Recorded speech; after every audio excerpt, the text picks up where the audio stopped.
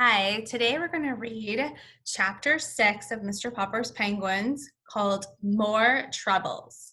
The vocabulary words that we are looking for in chapter 6 are stern, ordinance, license, considerable, and outraged. Okay, we are on page 38. Okay, more troubles. The children were the first to notice the policeman. "Look, Papa," said Bill, "there's a policeman at the back door. Is he going to arrest you?" "Cook," said Captain Cook, walking with dignity to the door and trying to poke his beak through the screen. "Is this 432 Proudfoot Avenue?" "It is," answered Mr. Popper. "Well, I guess this is the place all right," said the policeman and pointed to Captain Cook. "Is that thing yours?" "Yes, it is," said Mr. Popper proudly. "And what do you do for a living?" asked the policeman sternly. Sternly means to be strict and serious. Okay.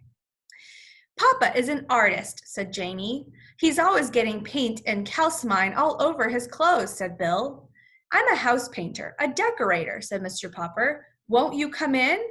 "I won't," said the policeman, "unless I have to." "Ha ha," said Bill. "The policeman is afraid of Captain Cook." "Gaw," said the penguin, opening his red beak wide as if he wanted to laugh at the policeman. "Can it talk?" asked the policeman. "What is it? A giant parrot?" "It's a penguin," said Janie. "We keep it for a pet." "Well, if it's only a bird," said the policeman, lifting his cap to scratch his head in a puzzled sort of way. "From the way that fellow with the tool bag yelled at me outside, I thought there was a lion loose in here." "Mama says Papa's hair looks like a lion's sometimes," said Bill. "Keep still, Bill," said Janie. "The policeman doesn't care how Papa's hair looks." The policeman now scratched his chin. "If it's only a bird, I suppose it will be okay if you keep him in a cage." "We keep it in the icebox," said Bill.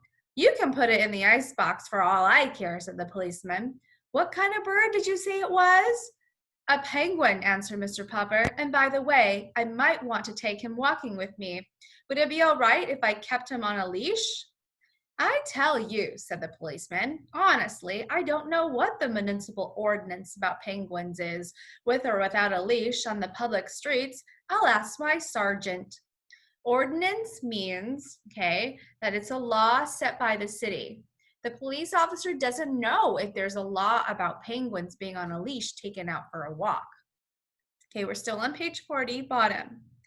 "Maybe I ought to get a license for him," suggested Mr. Popper. Now, a license, right, is a paper or something that shows that you own or you can do something. So, for example, people that drive, like your parents, they have a license saying that they are okay to drive a car. Okay, so Mr. Popper wants to know if he needs to get a license for having a penguin. We're still on the bottom of page 40. "It's certainly big enough for a license," said the policeman. "I tell you what to do.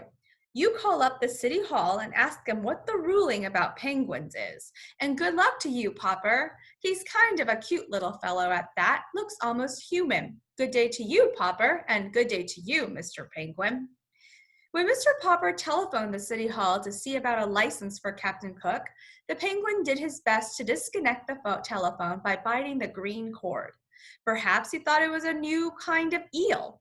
But just then, Mrs. Popper came back from market and opened a can of shrimps, so that Mr. Popper was soon left alone at the telephone. Even so, he found it was not so easy to learn whether or not he must get a license for his strange pet. Every time he would explain what he wanted, he would be told to wait a minute, and much later a new voice would ask him what he wanted. This went on for considerable time.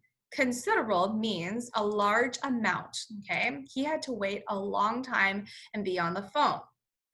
At last, a new voice seemed to take a little interest in the case. Pleased with his friendly voice, Mr. Popper began to tell about Captain Cook. "Is he an army captain, a police captain, or a navy captain?" "He is not," said Mr. Popper. "He's a penguin." "Will you repeat that, please?" said the voice.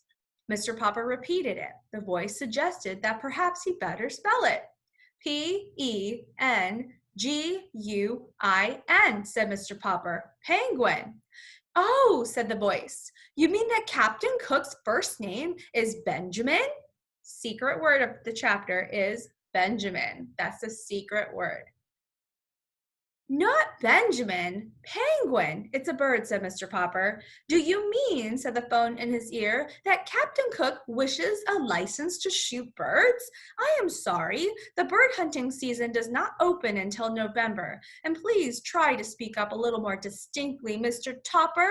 Did you say your name is? My name is Popper, not Topper, shouted Mr. Popper.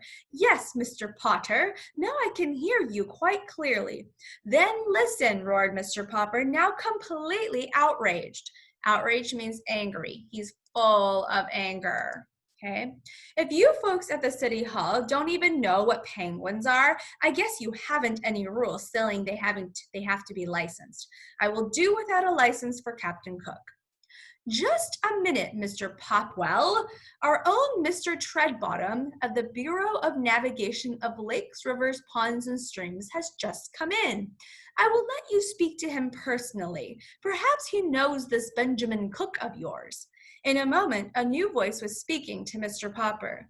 Good morning. This is the Automobile License Bureau. Do you have the same car last year? And if so, what was the license number? Mr. Popper had been switched over to the county building. He decided to hang up. Okay, put your bookmark on the next chapter, chapter 7, which is page 44. Okay, we will read page 44 tomorrow. Bye, guys.